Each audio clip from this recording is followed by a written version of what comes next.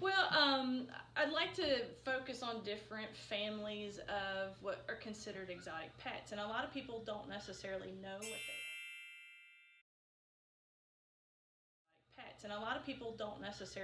what they are. So one big group we like to talk about are reptiles. And so today I wanted to dedicate to some of the common reptile pets that we've got out there. And so I decided to bring my handsome big man, and this is Big Al. Stand on his tippy toes.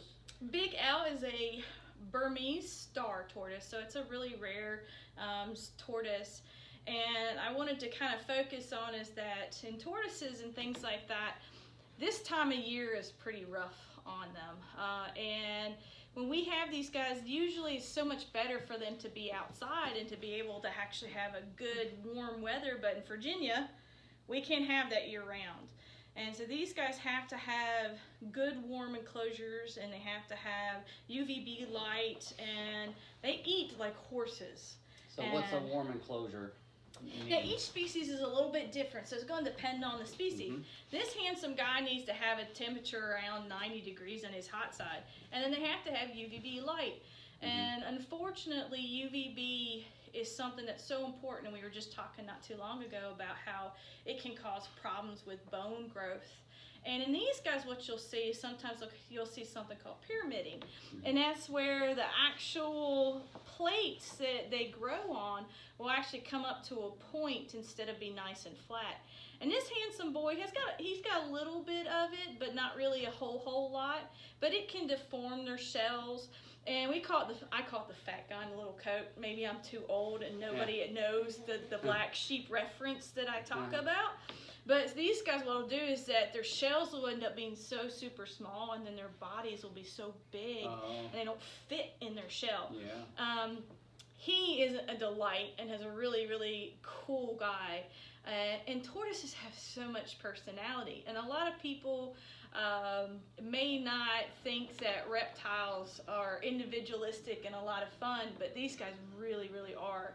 And it's a great pet that if you've got allergies to dogs or cats, and you have the ability to be able to get some heat and actually have a nice enclosure in your home, they make really great pets. And a lot of different stores and places have Russian tortoises or Greek tortoises that are out there. This particular species is a little bit on the rare side, but it's. So he's from Burma, or his family is from Burma? Yeah, they don't have these guys. From the last I remember, they're no longer allowed to be taken from the wild. They have to be born in captivity now. But these guys are a very, very rare tortoise, and he doesn't like the surface, so he's doing this thing I'm not so sure what I want to do here. Yeah. But these guys, if they're well taken care of and handled, they actually will spend more time outside of their shell than inside their shell. And some of them do actually enjoy being petted. Well, now you don't want me to do it. I have alcohol in my hand. I had to wash my hands before coming up, so I probably stink. Mm-hmm. But a lot of these guys can be really, really personable. And with land tortoises, it's decently easy to be able to tell males from females. And so box turtles will actually have a divot in their belly area here where they can mount the females. And so sometimes when you get an adult male, it's easy to be able to tell the difference between boys and girls. Boys also tend to be heavy, and you can feel him. He's a heavy boy. Oh, he's solid. Yes, he is. So he's a big boy. And so I would not, by looking at his shell, I would not have picked up on those kinds of things. And there's a lot of pretty, what you would say, simple things that might be things that none of us have ever heard of. And like I say all the time, I don't know the things that I don't know. So if it'd be a good idea if you have a healthy tortoise to come by and just see Dr. Bailey and let her take a look and see if everything's on the right track, or what can we do to optimize, his environment. He's like, I'm not so sure about this ground. Poor baby. But these guys get a lot of viruses. They do get parasites, and so I often recommend bringing them in for a checkup once a year. Herpes virus is a big problem in these guys. They get mycoplasma, especially this time of year. Can I get herpes from the No. Different virus, but a lot of people are familiar with it. I've even seen herpes in cheetahs, to be honest. But these guys, what they'll do is they'll kind of get some frothiness around their eyes. They might bubble out their nose, and especially this time of year, our houses get really cold and sometimes can get super dry. And so these are big things to look at and watch for in your tortoises at home, because this time of year they can get sick rather easily. And then what I like to do in the summer is like to have an outside pen for them, and they really, really enjoy it. And this guy doesn't get so big, but some of my other friends that I've worked with can get 450 pounds, so they can get quite large. So the little baby cicadas, unfortunately, can buy them pretty regularly, and they often come like this big, but they get this big. So do your homework when you want to buy these little guys, or look into them. I looked into these guys because they're not going to be a very big tortoise. I also like to breed them and things like that, and so, but they're just too cute. You can't not like that face. Yeah. So and so back to the UVB. What do all light bulbs have UVB light in them, or is it? They don't. And so be real specific when you go and buy them at the local pet store. They will say UVB as in boy. And oh, he's pooping. Sorry, making a mess. Sorry, you didn't see that. Yeah. But UVB often will come either in a long fluorescent bulb, or it'll come with a heat bulb or a centralized bulb or a coil bulb. And not all bulbs are the same. And I find that there was a study actually done by veterinarians that they looked at it, and the brand Arcadia did really, really well. That's one of the best ones that you want to do, and you want to stick to the long ones. And those long fluorescent ones seem to do the best. Do you try to get him some sunlight, natural sunlight? And that's really the best. Uh-huh. It's just like they always say, is that mama you can't do any better than mama or Mother Nature. Well, that's the truth. I'm very sorry, guys. This is a cleanup zone. Well, clean up. So yes. So yeah, he did this earlier, and I would have thought he was empty, but for some reason he's decided that he was not empty. And you say that these guys eat hordes of food. They do, and these guys are herbivorous eaters. Now some turtles aren't, so when you look at red-eared sliders, they're carnivores. So you're going to be needing a pelleted diet, or sometimes you can feed them live worms and things like that. But most land tortoises are grass eaters. And so there are tortoise foods that are out there. There's actually tortoise chow. That's what I feed my babies typically, and it's a pellet that you can moisten, and then they'll actually eat that. And then they'll also eat things like dark leafy greens, and then occasionally, but very rarely, some fruits. And these guys they eat me out of house and home. Let me tell you, I've got 7, so they eat me out of house and home. Wow. So if you guys have any questions, let us know on there. Otherwise, I'll move to number 2. And number 2, some people are forewarned. You may run away. You may never come back to us again. Don't get too close to your phone with this one. Watch out. But this is my baby Daisy. So Daisy is a ball python, and these are probably one of the most common snakes that you're going to see that are out there. Now this particular baby is what they call as a pied ball, and genetics in these guys is pretty amazing, and breeders have learned a lot about how to get these different color phases and patterns in these snakes. They have thousands of different colors that are out there now. They've got anything from killer bee to extreme clown to the pied ball. It's hard to find a normal anymore. So it's one of those really cool things about these guys. So any color you could think of, pink, purple, yellow, whatever, pretty much you could get it. So this is a ball python that came from the Amazon originally, I guess. Where did they come from? I do believe so. And then in captivity, they've been bred with different crosses to get the colors. So you wouldn't see one like this in the jungle. No, you would not. Very rarely are you going to find any that are wild caught anymore. There's so many in captivity and so many different colors and shapes and sizes of these guys. These guys are a fat, short kind of snake. They aren't the ones that are going to get 21 feet long like the reticulated pythons. These guys will get a few feet long at the longest, but they're meant to be kind of short and round. But ball pythons are picky. They're not always the easiest of eaters. So they're considered a beginner snake, but they may not necessarily be an easy snake to start with if you've got one that's not eating really well. So when you go to buy one good recommendation is to ask them how many times they've eaten for them and what do they eat. And that's a great way for you to start off on a healthy relationship with them. Some of these guys, like Daisy here, came to me. She'd eaten several times because you can see she's a little bit older. She's not a baby, but she was eating live only. And one concern that, you know, a lot of people want to be more natural and they want to feed live, but live can have some serious problems. One is that live can injure the snake itself, and through the years I've seen many wounds due to feeding live.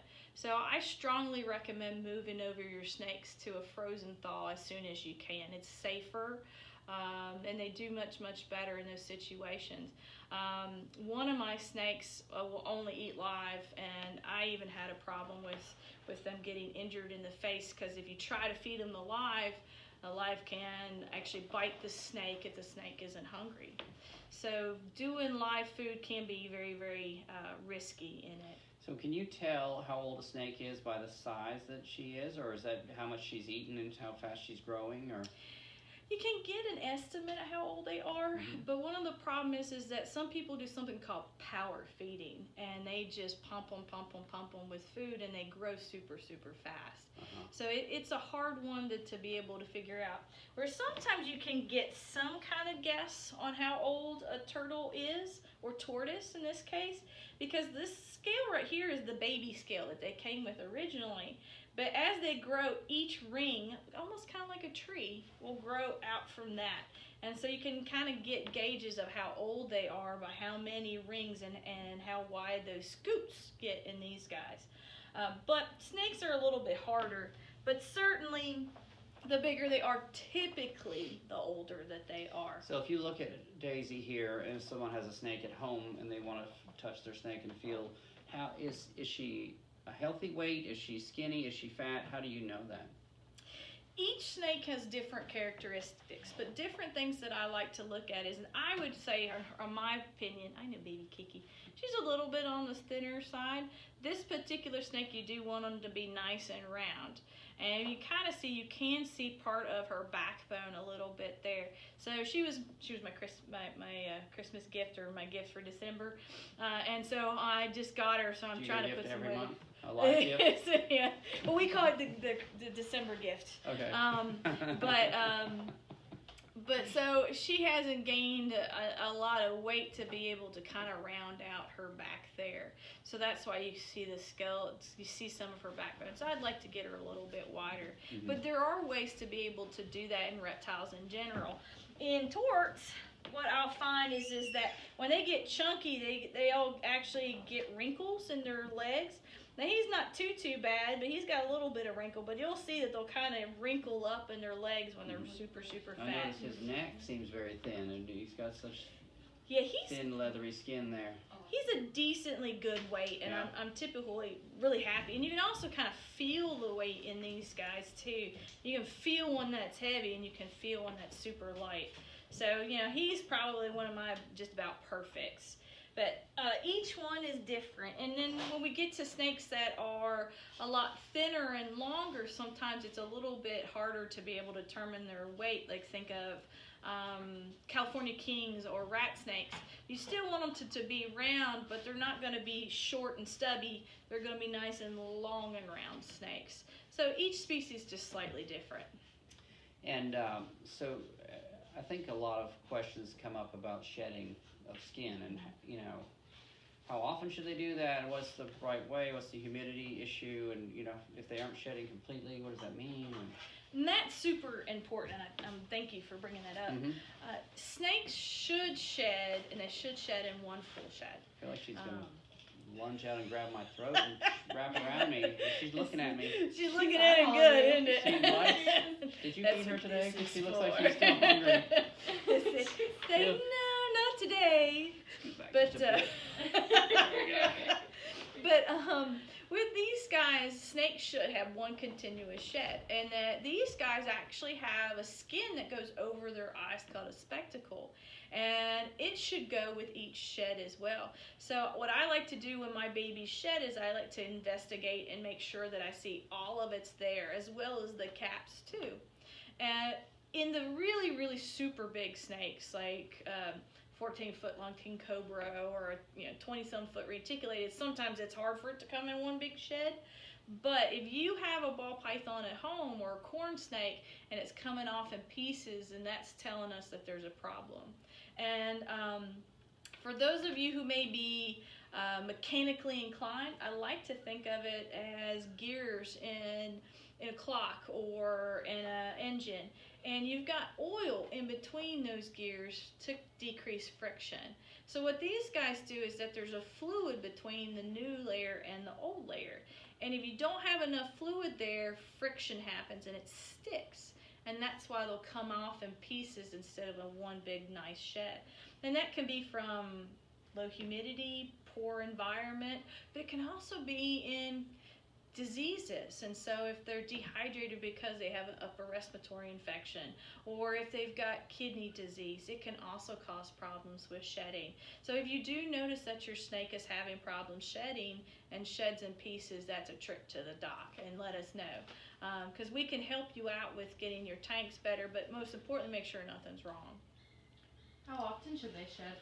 Everybody's different. As far as when they're younger, they'll shed off more, and then they shed off less as they get older. So, a nice adult should be somewhere around about a month, once a month. And then feeding is just kind of also based on what size prey that you're going to use and what size snake that you have. Babies, I feed regularly every 5 days to every 7 days. And then when they get to this age, I'm doing maybe once a week. But if you feed a big prey item, they're not going to want to eat as much because they're going to be full for longer. Where if you feed them smaller stuff, they're going to have to eat more often to be able to meet their nutritional needs. So reptiles are pretty notorious for hiding their illness, aren't they? Yeah. So what's the best guidelines about coming to the vet? How do you know when it's time, or should you come once a year, or what's the best way to know? There's a couple of hints, and it's something that you get to know your animal the longer that you have it. One thing is that I always tell people is that go with your instinct. If something's just not right, then you definitely are probably true and probably right. Shedding is a good one. If they're not shedding regularly and those sheds are coming off in pieces, then that's one sign that I look at. If you also look at this beautiful creature, even though she wants to eat him, the eyes are bright and open, the head is up, the tongue's coming out, she's showing that she is interested and she's looking in her environment.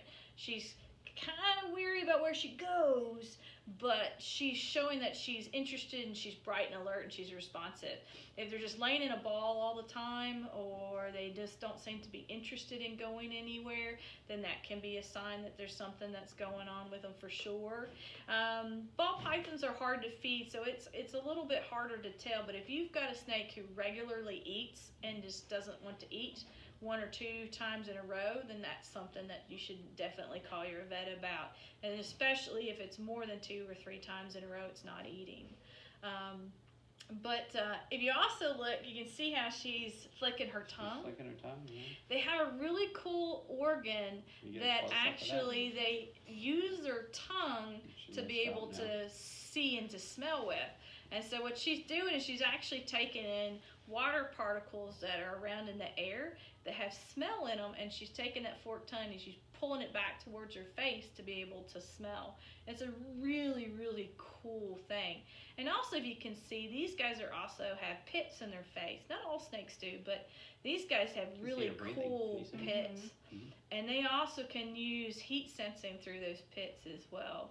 Now, they don't have a diaphragm, so in order to breathe, they actually have to move most of their whole body. So you can kind of see how her whole body is inflating and going up and down as she's going to breathe.